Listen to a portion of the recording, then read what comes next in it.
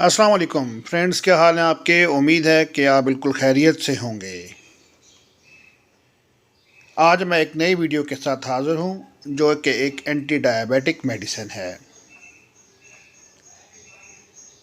इसका brand name है गायट्रेल और इसका जो एक्टिव फार्मूला है या मोलेक्यूल है उसका नाम है ग्लिमाप्राइड।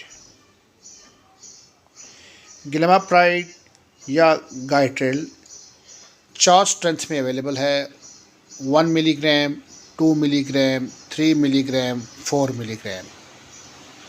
बेसिकली गायट्रेल टाइप 2 डायबिटिक पेशेंट्स के लिए होती है।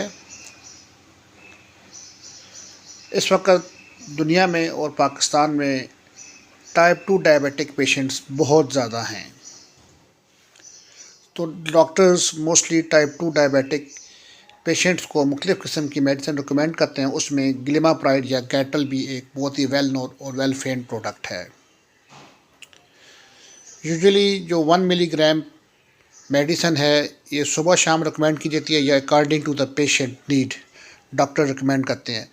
बाज़ दफ़ा इस मेडिसिन को किसी के साथ बतौर कॉम्बिनेशन भी दिया जाता है।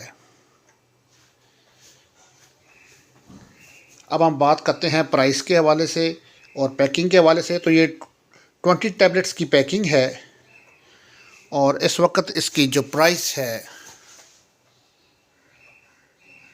वो 140 रुपीज़ है।